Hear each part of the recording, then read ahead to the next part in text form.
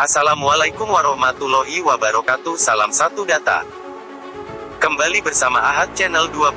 Kali ini saya akan berbagi informasi ya kawan-kawan. Tenaga honorer akan dihapus pada 2023 sehingga tidak ada lagi pegawai berstatus honorer di instansi pemerintahan, baik instansi pusat maupun daerah. Pemerintah melalui Kementerian Pendayagunaan Aparatur Negara dan Reformasi Birokrasi, Kemenpan RB, menyatakan setelah honorer dihapus, status pegawai pemerintah mulai 2023 nanti hanya ada dua jenis, yakni pegawai negeri sipil (PNS) dan pegawai pemerintah dengan perjanjian kerja (P3K). Dikutip dari laman resmi Kemenpan RB, salah satu hal yang menjadi kekhawatiran pemerintah adalah rekrutmen tenaga honorer yang tak berkesudahan oleh instansi pemerintah daerah. Padahal, dalam pasal 8 PP nomor 48/2005 tentang pengangkatan tenaga honorer menjadi calon pegawai negeri sipil, secara jelas telah dilarang untuk merekrut tenaga honorer. Ketentuan honorer dihapus ini juga termaktub dalam pasal 96 PP nomor 49/2018 tentang manajemen P3K. Instansi pemerintah juga diberikan kesempatan dan batas waktu hingga tahun 2023 untuk menyelesaikan permasalahan tenaga honorer yang diatur melalui PP. Lalu bagaimana dengan perangkat desa yang notabene dianggap sebagai bagian dari pegawai pemerintah meski bukan masuk dalam kedua jenis kepegawaian yang disebut di atas?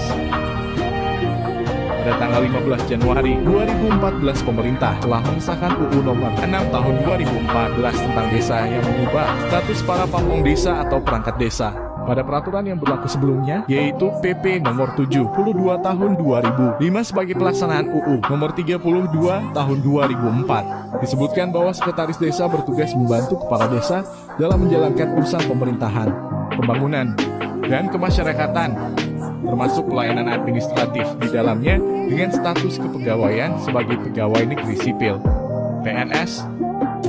Namun sejak berlakunya UU Nomor 6 Tahun 2014, status sekretaris desa dan perangkat desa yang lainnya tidak lagi sebagai PNS. Pemerintah desa merupakan unit pemerintahan terkecil yang secara administratif berada di bawah kecamatan. Tugas dan kewajiban perangkat desa pun juga berkaitan dengan pelayanan publik. Pada Undang-Undang Desa, terdapat penjelasan mengenai hak bagi perangkat desa, diantaranya mendapatkan gaji dan tunjangan perangkat desa, fasilitas, pengembangan kompetensi, perlindungan, jaminan hari tua, dan pensiun. Hak-hak tersebut juga hampir sama dengan hak ASN. Ada satu hal lagi yang utama persamaan antara perangkat desa dan ASN adalah mengenai sumber penghasilan. Keduanya mempunyai sumber penghasilan yang sama, yaitu APBN dan APBD. Dengan adanya beberapa persamaan antara perangkat desa dan ASN, sudah selayaknya kinerja perangkat desa dipertimbangkan untuk diangkat menjadi PNS. Mengingat tanggung jawabnya juga cukup besar dalam menjalankan kewajibannya.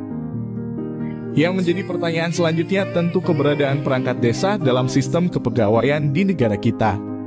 Apakah akan dihapus bersamaan dengan penghapusan tenaga honorer, mengingat perangkat desa tidak masuk dalam PNS maupun P3K?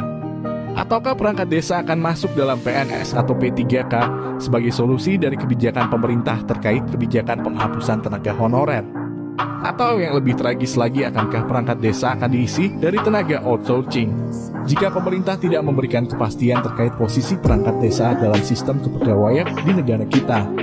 Menarik ditunggu bagaimana pemerintah pusat akan memposisikan perangkat desa dalam sistem kepegawaian di Republik ini.